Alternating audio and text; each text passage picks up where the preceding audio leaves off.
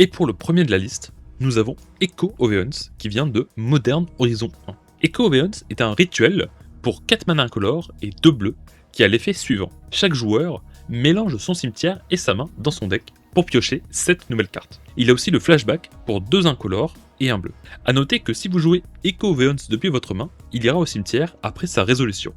Il n'est pas mélangé dans le deck comme les autres cartes. Par contre, si vous le flashbackez, il sera exilé.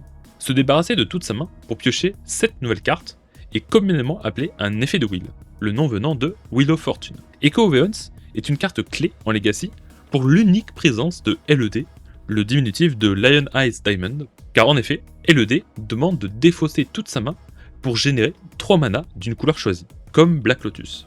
Il est donc possible de défausser Echo Oveons et l'activer immédiatement avec les 3 mana bleus générés par LED. C'est une combinaison de 2 cartes qui permet de piocher une nouvelle main sans payer le moindre mana.